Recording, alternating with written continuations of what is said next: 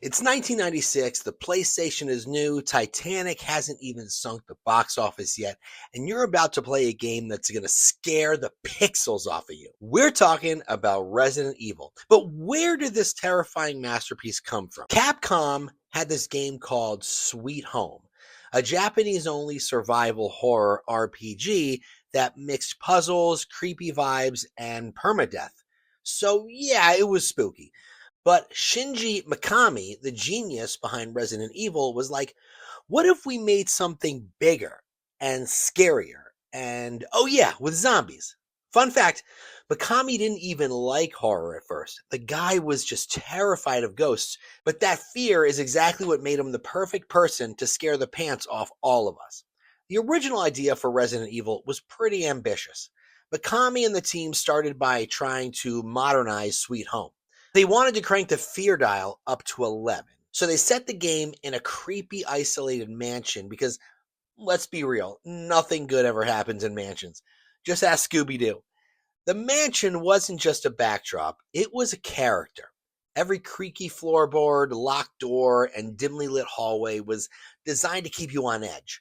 Add in puzzles that made you question your IQ, and you've got Resident Evil. Here's the plot twist. The game wasn't even called Resident Evil. It was called Biohazard in Japan. But when Capcom tried to trademark the name in the US, they hit a wall. There were too many things already called Biohazard. I mean, who knew hazardous biology was so popular? So after an internal contest, they landed on Resident Evil, which was perfect, right? I mean, it's literally about evil residents in a mansion. What made Resident Evil a game changer? 3 words: survival horror gameplay. This wasn't just about shooting zombies, though that was awesome. It was about managing resources, limited ammo, barely enough health, and the constant dread of what might jump out next. And let's not forget the tank controls. They were clunky, sure, but they added to the tension or frustration. Maybe both.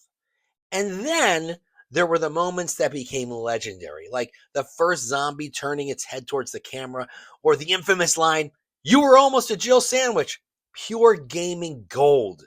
From that one spooky mansion, Resident Evil exploded into a full-blown franchise. We got sequels, prequels, remakes, movies, even theme park attractions.